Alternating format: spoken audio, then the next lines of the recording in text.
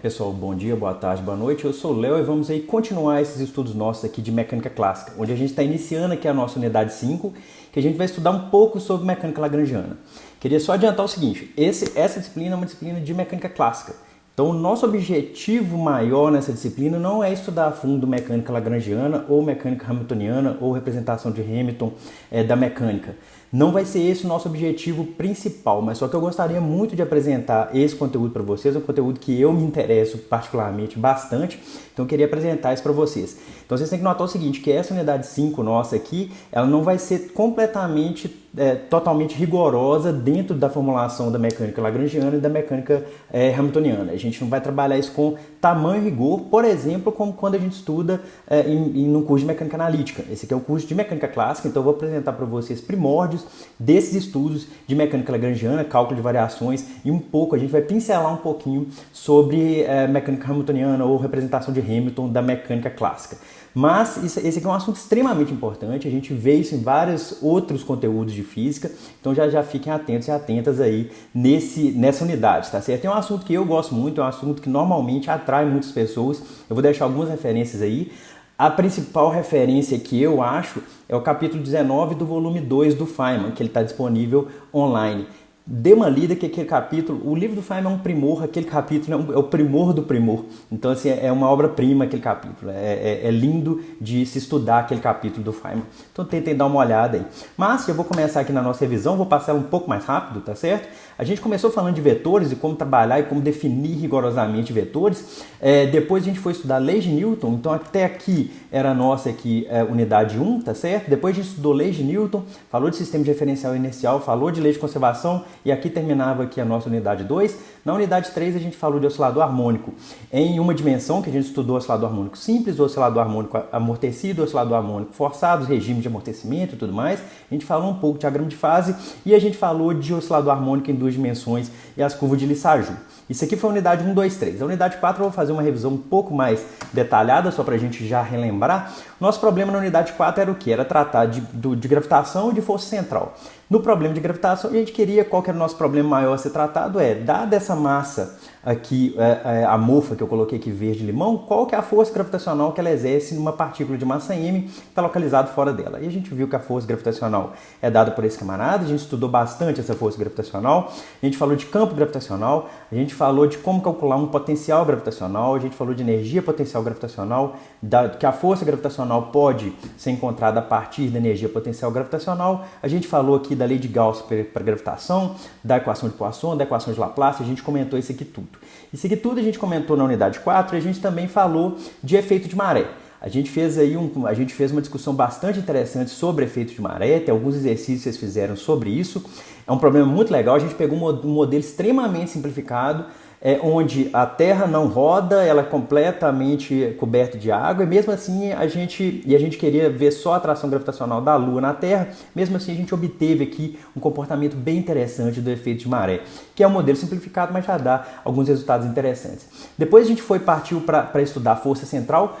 O que é força central? É uma força que entre dois corpos que age na linha entre os corpos, tá certo? Então essa força vai estar agindo aqui nessa linha que liga esses dois corpos aqui. É o problema que a gente chama de força central. A gente estava falando de um problema de dois corpos, a gente falou de massa reduzida. Para esse problema de dois corpos a gente mostrou que o momento angular ele tem um módulo constante e que dado que um objeto esteja sob a ação de uma força central, ele percorre áreas iguais em tempos iguais. Daqui a pouco a gente vai chamar isso de segunda lei de Kepler. A gente falou que da energia mecânica desse camarada, que ela tem aqui uma parte que a gente identificou como uma parte cinética, um potencial efetivo, que ele é composto por um potencial real de fato, e por um termo centrífugo desse potencial, tá certo? A gente estudou bastante isso aí. Depois a gente fez uma contalhada doida e chegou aqui na equação da trajetória. Essa aqui é a equação da trajetória. Essa equação da trajetória que ela é muito importante, por quê? Porque isso aqui representa uma equação de uma cônica, tá certo? Com foco na origem, a origem a gente localizou no centro de massa entre esses dois corpos. Esse valor alfa aqui é metade desse latus retum, tá certo? Que é a corda focal da cônica.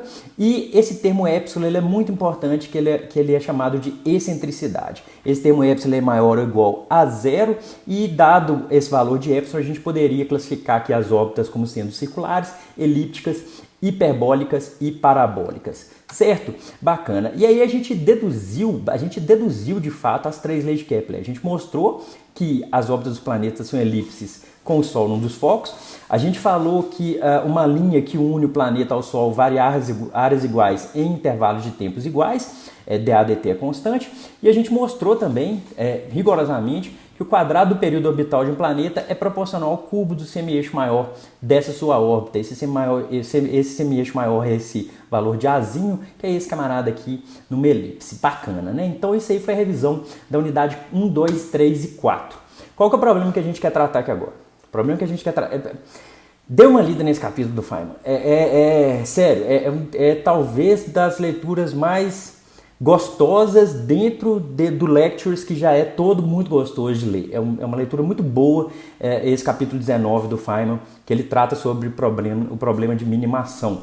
Mas qual que é o problema que a gente quer tratar aqui agora? O problema que a gente quer tratar nessa unidade dado esse objeto aqui que está voando aqui, ó, vou pegar aqui um pendrive que é mais fácil de ver, eu vou jogar ele para cima e ele vai percorrer aqui uma certa trajetória no espaço aqui, ó. Vocês estão vendo que ele está percorrendo, aqui está muito rápido, mas só que eu representei esse objeto assim, ó, ele vai sair aqui desse ponto 1 e vai fazer aqui uma trajetória no espaço dessa forma, chegar aqui no ponto 2, sendo que esse objeto ele vai sair com uma certa velocidade inicial e ele está sujeito aqui à força gravitacional. Uma pergunta que pode existir é, por que esse objeto percorre essa trajetória? Por que não percorrer essa trajetória aqui? Tá certo? Por que não percorrer essa trajetória laranja aqui? Por que não percorrer uma outra trajetória qualquer aqui no espaço? Por que ele percorre essa trajetória que eu estou mostrando aqui? Por que ele vai fazer essa trajetória aqui? Tá certo? Esse é o problema que a gente vai tratar nessa unidade.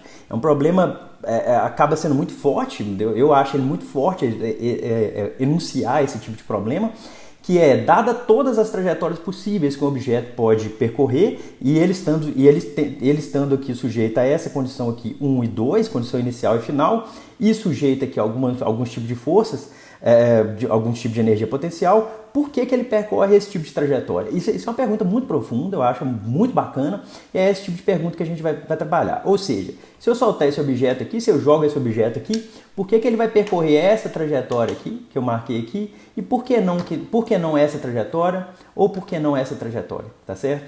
Esse é o tipo de problema que a gente vai tratar. Para tratar esse problema, eu vou começar do básico, ou seja, eu vou voltar lá em cálculo 1. A gente vai tentar vislumbrar alguma coisa lá em cálculo 1 para tentar dar uma motivação da gente do porquê estudar esse problema e de como que a gente vai tentar acessar esse problema matematicamente nessa proposta de Euler, Lagrange e Hamilton, tá certo? Então vamos tentar chegar nessa conclusão nossa. A primeira coisa a gente vai estudar uma função. Eu tenho aqui uma função f, que ela varia dessa forma aqui, ó. Ela tem essa curva aqui, tá certo? Então a função f de x. Eu estou chamando por enquanto de x. A gente por enquanto vai tratar bem geral, tá certo? O parâmetro nosso, a variável independente nossa, por enquanto eu vou chamar de x.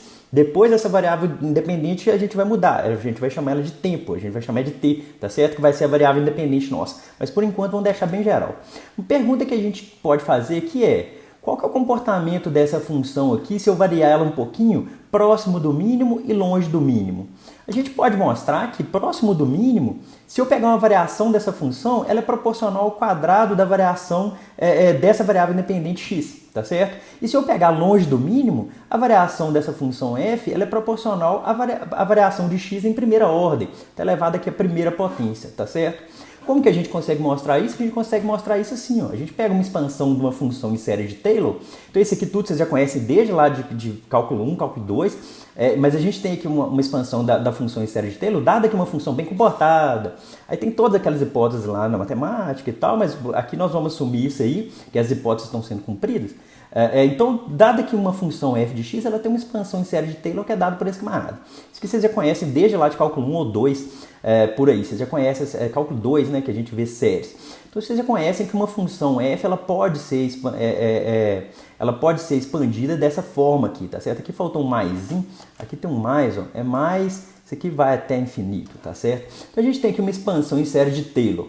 Próximo do mínimo, o que a gente tem? Próximo do mínimo, a gente tem que esse camarada aqui é zero. Esse camarada aqui é zero perto do mínimo. A derivada primeira de uma função perto do mínimo, ela é zero. A gente pode ver como, se a gente pegar aqui a tangente aqui no mínimo, a tangente aqui no mínimo ela vai ser uma coisa assim, tá certo? Então tem inclinação nula. Então a derivada primeira aqui é zero. Então próximo do mínimo, essa função f de x ela é o quê? Um f de a mais f duas linhas por 2, x menos a ao quadrado. Notando que f duas linhas próximo do mínimo, isso aqui é positivo, tá certo? Então isso aqui também tudo vocês já vêm lá do cálculo 1.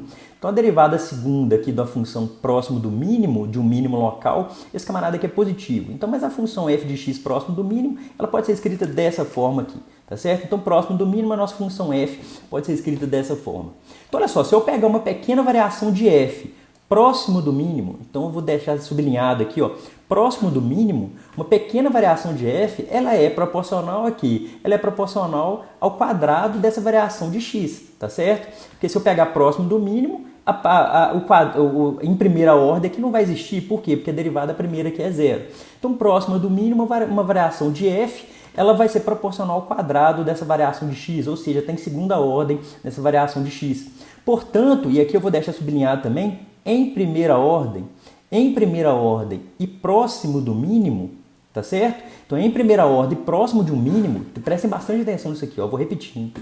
Portanto, em primeira ordem e próximo de um mínimo, a função ela tem o mesmo valor para uma vizinhança infinitesimal em primeira ordem. Por quê? Porque qualquer diferença significativa, ela aparece só em segunda ordem. É isso que eu estou mostrando nessa equaçãozinha aqui, ó. Por quê? Porque a variação dessa função f próximo de um mínimo, ela é proporcional a uma coisa que está em segunda ordem em x, tá certo? Ela está em segunda ordem na variação de x. Então eu vou ler de novo esse último parágrafo, tenta prestar atenção aqui, ó. Portanto, em primeira ordem e próximo de um mínimo local, aqui pode ser, eu vou acrescentar local aqui, mas em primeira ordem, próximo de um mínimo, a função ela tem o mesmo valor para uma vizinhança infinitesimal. Qualquer diferença significativa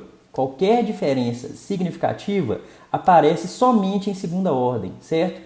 Então, isso aqui vai ser crucial porque a gente vai fazer depois. Tá certo? Próximo do mínimo, então, ó, vou ler de novo, ó. Esse último parágrafo é muito importante. Em primeira ordem, próximo de um mínimo, a função tem o mesmo valor para uma vizinhança infinitesimal. Qualquer diferença significativa aparece somente em segunda ordem, certo? Então, em primeira ordem, a função ela é a mesma para quando a gente está perto de um mínimo local aqui, tá certo? Se a gente estiver próximo de um mínimo local, a função ela tem o mesmo valor para uma vizinhança infinitesimal. Qualquer diferença vai aparecer só em segunda ordem. Isso vai ser crucial para o que a gente vai ver depois. Então, o nosso problema é esse aqui. Então, vou voltar aqui no nosso problema. Nosso problema é, dadas todas as trajetórias que um objeto pode tomar, dadas todas as trajetórias aqui, por que ele assume essa trajetória aqui, por exemplo? Por que ele vai assumir essa trajetória aqui quando eu jogo o objeto? Tá certo?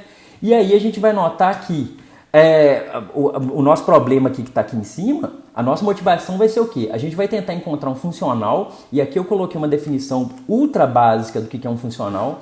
Um funcional é uma aplicação na matemática, né? É uma aplicação no objeto cuja saída é um número ou um escalar, tá certo? É um número, é um escalar. Então eu vou aplicar alguma coisa no objeto e ele me retorna um número, me retorna um escalar. A gente conhece isso, a gente conhece alguma coisa que é parecida com isso. Por exemplo, uma integral definida. Se eu pego uma integral definida de uma função, por exemplo, se eu pego a integral definida de f de x dx, o resultado disso é um número. A integral definida, a integral indefinida não, mas a integral definida é um número, tá certo? Então, por quê? Porque eu tenho lá os pontos de integração, o inicial e o final. Então, a integral definida a gente pode entender como sendo um funcional, tá certo? Mas a nossa motivação vai ser, a gente vai tentar encontrar um funcional, dados aqui esses pontos 1 e 2, que represente a trajetória real de um corpo, tá certo? Este funcional a gente vai chamar de ação, tá beleza? Então, nossa motivação é, a gente vai querer encontrar um funcional, dados os pontos 1 e 2, então esse ponto 1 e esse ponto 2, eles têm que ser fixados no nosso problema. Então, dados aqui o ponto 1 e 2, a gente vai querer encontrar um funcional que represente a trajetória real do corpo. Esse é o nosso problema. A pergunta inicial é a mesma. Dado esse movimento aqui desse pendrive aqui no espaço, ou dado o movimento aqui dessa bolinha aqui, por que ela percorre essa trajetória aqui? Então a nossa motivação vai ser encontrar um funcional que, dados esses pontos 1 e 2, ele represente a trajetória real de um corpo, e esse funcional vai ser chamado de ação, certo? Para isso, nós vamos tentar estudar uma maneira de, dadas todas as trajetórias, então olha só, dada essa trajetória laranja, essa trajetória verde e essa trajetória aqui azul claro, dadas todas essas trajetórias possíveis de um corpo, qual é a trajetória que minimiza essa ação, tá certo? Esse vai ser o problema final nosso. Então, nosso problema final é, dadas todas as trajetórias possíveis que um corpo ele pode percorrer, a gente vai tentar encontrar uma trajetória que minimiza essa ação, tá certo? Então, se a gente encontrar uma trajetória que minimiza essa tal dessa ação, que nós vamos definir em breve, dado uma certa trajetória que minimiza essa tal dessa ação, tá certo? Que é um funcional, a gente vai definir isso em breve, em algum vídeo aqui em breve. Qual que é a trajetória que vai minimizar essa ação? E essa trajetória que minimiza a ação, e isso é muito bonito, a trajetória que minimiza essa ação é a trajetória de fato que o corpo vai percorrer. Isso é um negócio muito bacana, tá certo? Isso é chamado de princípio de mínima ação. Então olha só, vou ler de novo aqui. Nós tentaremos estudar uma maneira de, dadas todas as trajetórias possíveis para um corpo, tá certo? Então aqui ó, dadas todas as trajetórias possíveis para um corpo, qual a trajetória que minimiza a ação? Então é isso que a gente vai tentar encontrar, tá certo? Mas primeiro a gente vai tentar estudar o problema geral de encontrar extremo de um funcional, ou seja, a gente vai tentar encontrar uma maneira, a gente vai tentar estudar um problema bem geral em matemática de encontrar como a gente consegue minimizar esse tal desse funcional, que é um problema de extremo, que é um problema de cálculo de variações. É isso que a gente vai tentar encontrar a partir do próximo vídeo, tá certo? Então nesse vídeo aqui, o que eu quis passar para vocês? Nesse vídeo aqui é um vídeo bem introdutório, eu quis apresentar para vocês o problema. Qual que é o problema nosso? Dado que o movimento de um corpo, dado o movimento desse pendrive aqui no espaço aqui, esse pendrive, em princípio, ele pode percorrer qualquer trajetória aqui no espaço. Dado que o ponto 1 e o ponto 2, ele pode percorrer qualquer trajetória no espaço. Por que ele percorre essa trajetória específica quando eu joguei ele aqui? Essa trajetória vai ser uma trajetória que ela vai minimizar essa ação. Só que para a gente concluir esse projeto de tentar encontrar uma maneira de minimizar essa ação, a gente vai ter que estudar um pouco como extremar funcionais ou como minimizar funcionais. E essa vai ser a proposta nossa nos próximos vídeos, tá certo? Espero que tenha dado para entender a ideia do problema geral que a gente vai trabalhar. Fiquem assim, um grande abraço, falou!